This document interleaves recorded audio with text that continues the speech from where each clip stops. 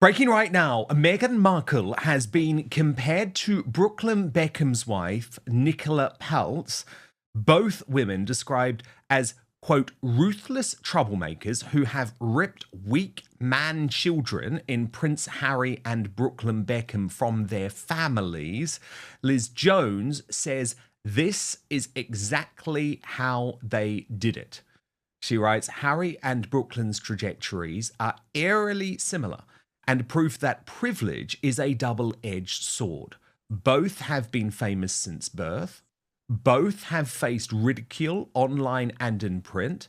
Neither will surpass the achievements of their father, one the King of England and the other of English football.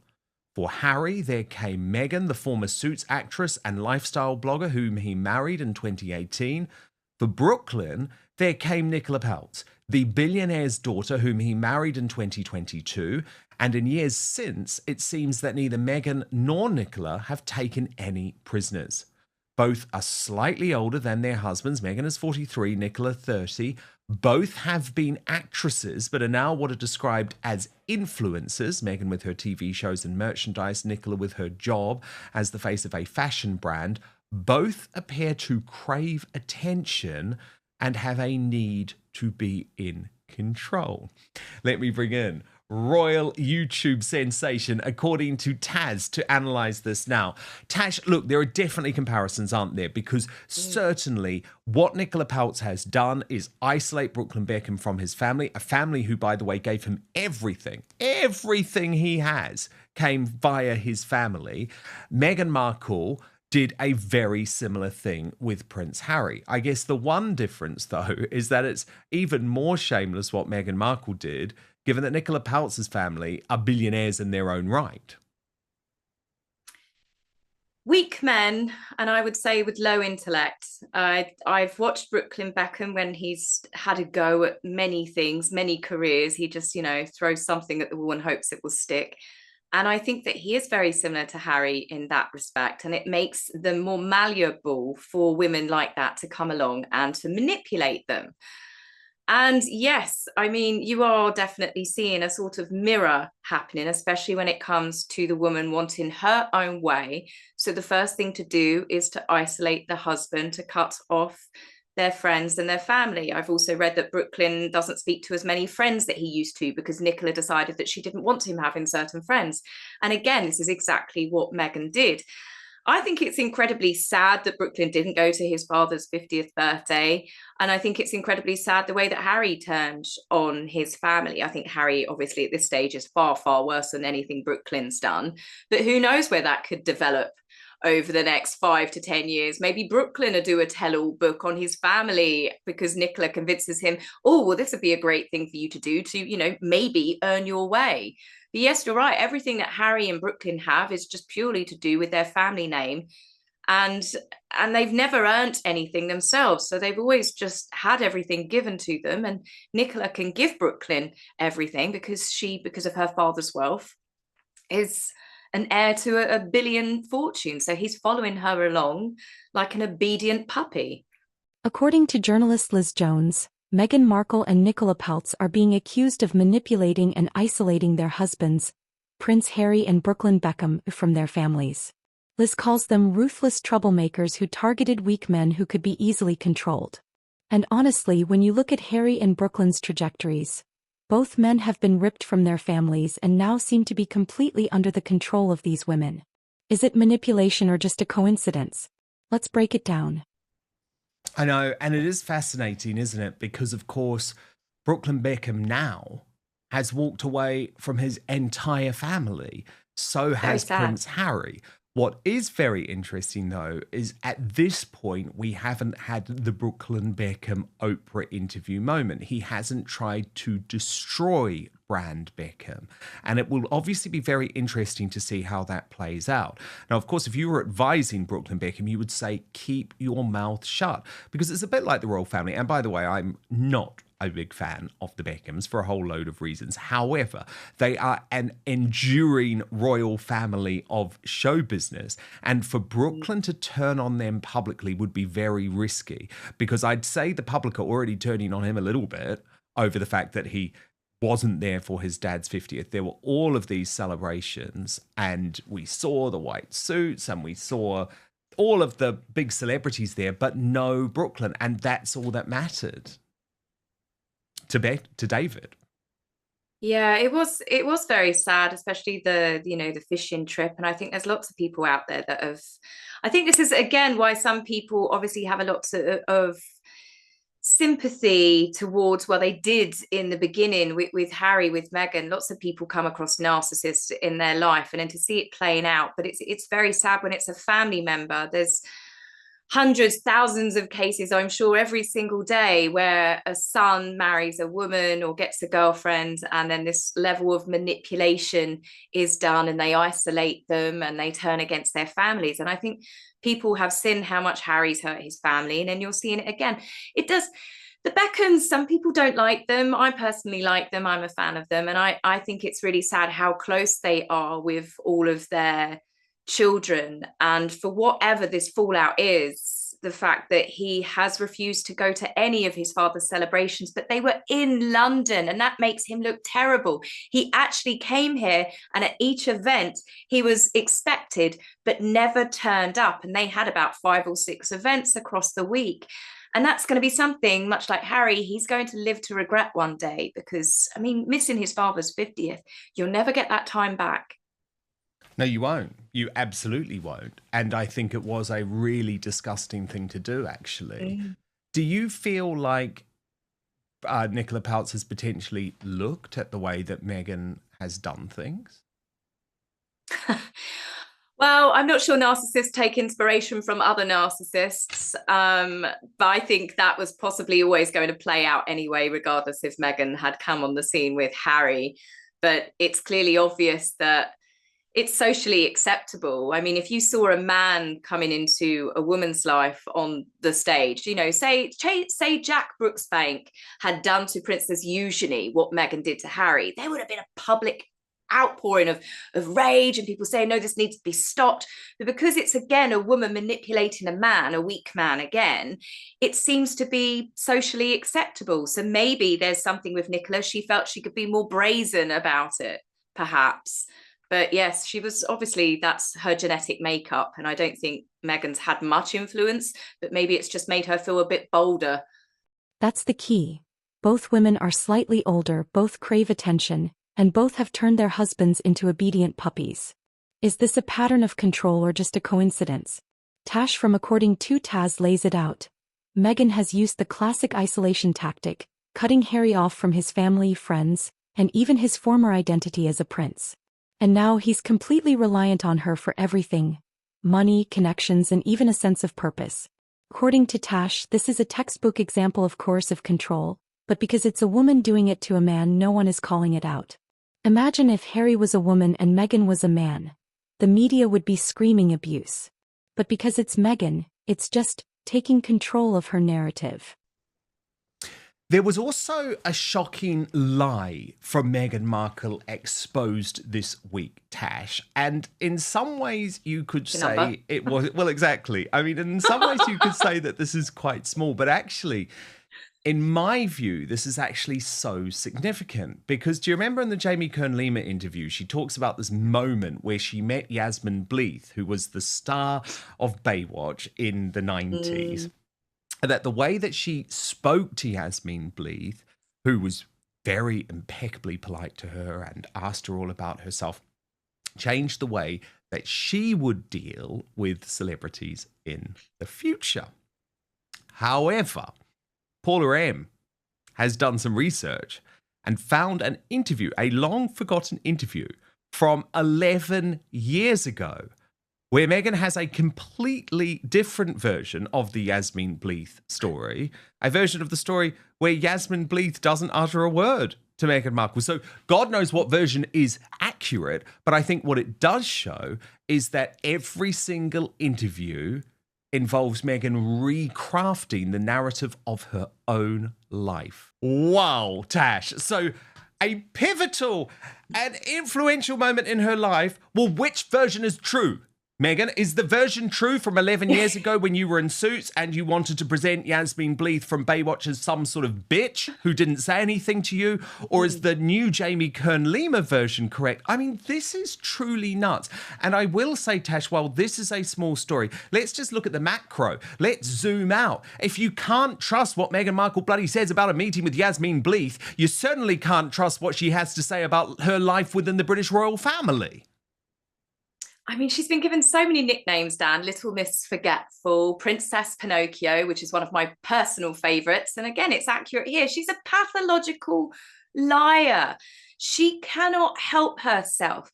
Every podcast that she's on, anytime she's got a microphone, anytime she's got a story, you know, I saw someone do a tweet the other day and it really sums up Meghan. And they said, if you said you went to Tenerife, she would say that she went to 11 Reef.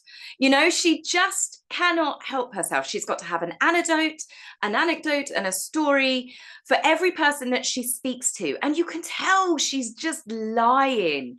You know, the way that she does the breathy pauses and the giggles. And you're just, honestly, I couldn't do the Jamie Lima. I just couldn't do it. I just couldn't handle her sitting there like a nodding dog that you get that sits in the back of the car. She's so awful.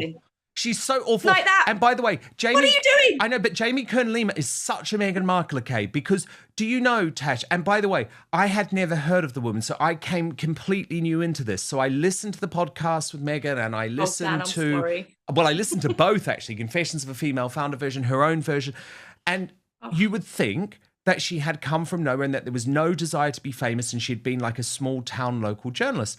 Well, how shocked was I, Tash, when I do my own research and discover that Jamie Kern-Lima was on the first series of Big Brother in America. She has tried to completely scrub that from the internet. This woman is just a fame whore who has hit the jackpot. And again, I'm like, I'm not criticizing you for going on Big Brother, Jamie Kern-Lima. What I hate is people who are embarrassed about their background. Be proud of it. Embrace where you came from. Just like I embrace my roots in the tabloid media. It's nothing to be ashamed about. But what is embarrassing is when you completely lie about who you really are. And I actually think both of those women, Jamie Kern-Lima and Meghan Markle, want to present a totally different impression to the world. Tash, there was one other amazing moment from the week, though, that I wanted to play you. It was actually Megyn Kelly, because I appeared on her show this week, who pointed this out to me. She's so brilliant. Love her. It was the moment when, if you look very closely, and we can watch it now, Tash, Meghan Markle has no tears. Yeah. No tears. So she's acting because she knew that Jamie Kern-Lima wanted the tears. And Tash, it got me thinking about one of my all-time favorite Meghan Markle clips. One tear, left eye, go. What? Double standards much. Exactly. And it's time to call it what it is. A pattern of manipulation and control that's been going on since Meghan first entered Harry's life. And now it's Brooklyn Beckham's turn. According to Dan, Brooklyn has missed every major family event, including his dad David Beckham's 50th birthday celebration, which he was expected to attend. Why? Because Nicola Peltz allegedly didn't want him to go. So the tears weren't genuine, were they, Tash? And God, she's such a Soho House gal, isn't she? She's such a Soho House gal, and they're a very particular type of gal. The fake tears, when I first saw that, I was like, oh, she's not wearing makeup. She was wearing that no makeup because it was clearly obvious she did have some makeup on. But it was like, she didn't have mascara on. It makes it easier to fake cry because then you don't have to worry about, you know, your eyeliner and your mascara running. And it's just the way she was furiously rubbing. And it made me think of that moment at the Queen's funeral where Meghan made sure that she had that really low dipped hat. She made sure that it was tilted up perfectly. She had the stare right at the camera as she lifted a single black glove finger to point at the single solitary tear coming down her face, like the actress that she is. And I just, honestly, anytime she cries, we saw it on the Netflix, the Pose pictures, you can tell she's not really crying. You can just tell. Yeah. An actress, a terrible actress at that. I'm sorry. I don't think much of her acting skills at all. But yes, I thought exactly the same as you. One tear, left eye, go. Oh, indeed. Oh, indeed. You're not fooling us, Megsy. Now, Tash, someone did an incredible video this week of the As Ever products, because there's, well, firstly, Tash, can we just set things up as to where they are with As Ever, right? Because she literally sold her few hundred or few thousand units or whatever. She claims that this business is such a big success because they sold out. I would argue the total opposite. This business is an absolute failure because you actually have a bit of consumer demand, probably more consumer demand than you will ever have in the entire life cycle of this product because of the huge publicity from all over the world, which is undeniable, especially from Netflix. But you don't have any product with which to service these customers. Like, that is a disaster. Why launch with no product? Like, if you think that you're creating some type of really posh brand where the supply is really low, you're delusional. I mean, that maybe works with particular types of designer handbags. It certainly doesn't work with cheap and nasty scam jam. So I would argue the whole sort of business proposition has been a failure because she is not selling any product at the moment. But is that your take on things? She hasn't restocked again with everything with her. It's a flash in the pan. She gets the excitement and the initial, like you said, it was a case of, yes, I mean, I personally don't understand it, but that would have been a time to make sure you launch, you sell out. We all know that it was a marketing ploy. She had a limited number of items and it sold out super quickly to make it look like it was popular. Restock, get it out, especially because she still took money. The website took money off of people, then had to apologize to people saying, that product's gone, we've taken your money, we will send you another alternative item, or when we restock, we'll ship it out to you, or you can get a refund. And they haven't restocked. And how many weeks ago was that? So now everything has died down. She could have had a moment where she could have made a fair, quick, tidy sum for herself. But that was it. She just gets so excited about the initial launch, and then she just doesn't follow anything through.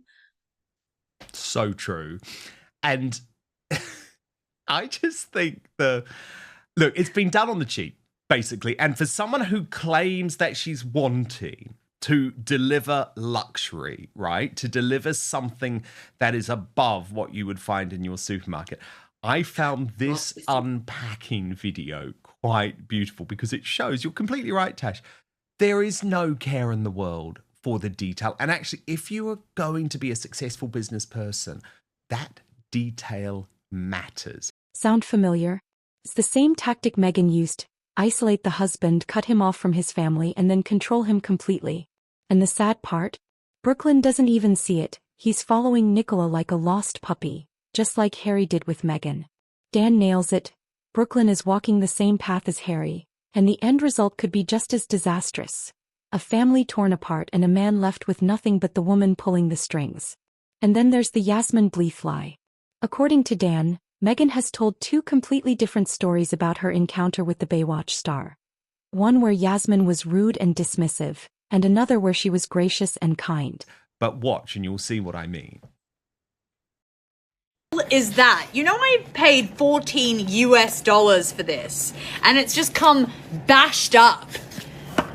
She writes, let's call this a hug in a box. I fell in love with the ritual of tea and biscuits during my time in the UK. God. Lies. Oh, so much care and consideration has been taken with this that the thing is ripped. Is this because she knew that it was coming to me? Wow, enjoy. She said that she was obsessing over the packaging. I'm not sure. Absolutely consumed with packaging. That's all I could think about. And I would sit there doing the unboxing in my head. Is there tissue paper? What about the packing peanuts? But they're biodegradable. And where does the sticker go? And hold on, and what size the box is going to be? And no, that's not going to fit all the SKUs. Oh my gosh. And then someone says, but you don't want to brand the outside of the box because of porch pirates. Had never heard that before. So we're off to a great start. Meghan's packaging is crappy, to say the least. Look at that. I mean, for the amount of money I paid for this jam, I was expecting a little bit better than a ripped note. It's very flimsy. It's not like a thick card, which I was expecting from the Duchess. Again, the obsession over the packaging. I don't know why this is like half open, but anyway.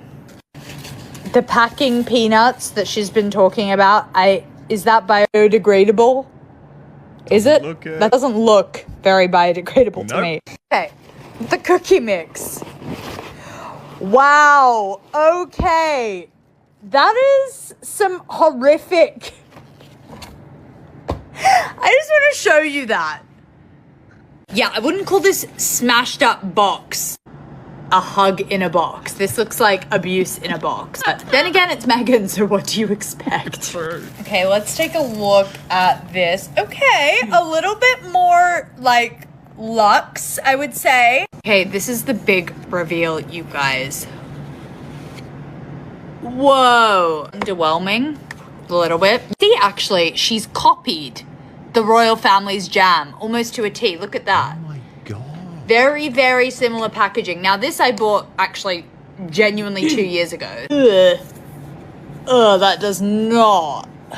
Try and show you this. That does not look. It's the consistency looks very concerning.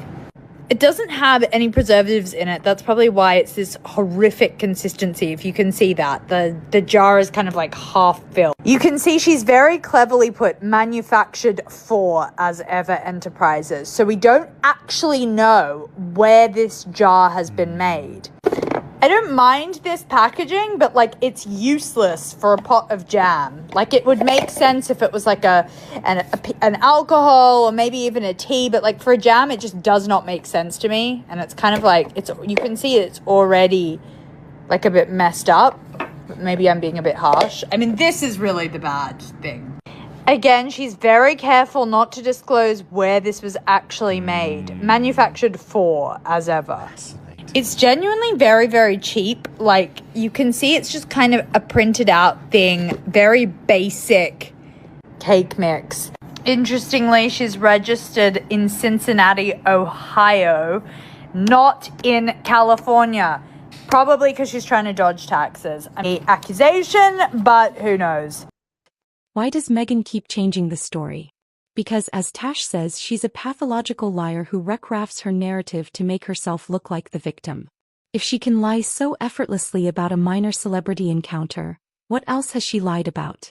Her time in the royal family? The media abuse? The miscarriage story? It's all fair game now. Tash is right. Meghan can't keep her own lies straight, and the more she talks, the more she exposes herself as a chronic manipulator. And Tash, don't you just think that is a great example of Meghan talking the talk, you know, insisting in the Confessions of a Female Founder podcast that all of her time is consumed with packaging and making sure it's includes biodegradable stuff. And then that looked cheap and tatty and awful. And look, if you are getting a premium product, like I think of, for example, some of those products that the royal family give the patents to, like Fortnum & Mason, for example. If you're getting a Fortnum & Mason hamper, actually one of the joys is the unboxing and the packaging, and it is such a beautiful elevated, there's Meghan's word, elevated. Now, I don't give a damn about packaging myself, but I just feel like she's not living up to her promise. When she did that speech talking about, thinking about the tiniest detail, and she was talking about how she packed boxes and unpacked boxes until she got it exactly right, so it gave the right vibe, so when people opened it, the presentation, and she's going on and on. The only people's presentation boxes she cared about were the free boxes that she sent to rich, influential people for them to open up and to advertise. But the people that paid the money, the ridiculous sums of money, little to no care or concerns was put into their packaging. And when she said it's not a hug in a box, it's abuse in a box, that is perfect. There is not even a tiny bit of care that's gone into that package. And I've seen lots of other people that have got the boxes. Those are the people that paid real money. You're so right, Tash, because actually Alex Beresford's wife, who runs like a luxury courier delivery service in the UK, has been hired to do the as ever British deliveries. And you're so right. I hadn't thought of it that way, Tash, but it's so true. It's like my influencer friends, the Kardashians, etc., they have to get the beautiful packaging because they're putting it on social media. Us mere mortals get the tat. And don't you think that says a lot about the way that Ms. Markle thinks. Dan Wootton delivers the final blow. He predicts that as the media continues to expose Meghan and Nicola's manipulative behavior, both Harry and Brooklyn will eventually wake up and see that they've been used. But by then, will it be too late? Will they have alienated their families so completely that they have nowhere left to go? Or will Meghan and Nicola just move on to their next victims, leaving Harry and Brooklyn to pick up the pieces? Either way, the clock is ticking and these women's house of lies is about to come crashing down. Alright, that's the explosive breakdown of Meghan Markle and Nicola Peltz's alleged manipulation tactics, as revealed by Dan Wootton. If you think Meghan and Nicola are ruthlessly isolating their husbands, hit that like button, subscribe for more no BS royal drama, and drop a comment below. Are Harry and Brooklyn victims of control, or are they just too blind to see the truth? Let me know what you think.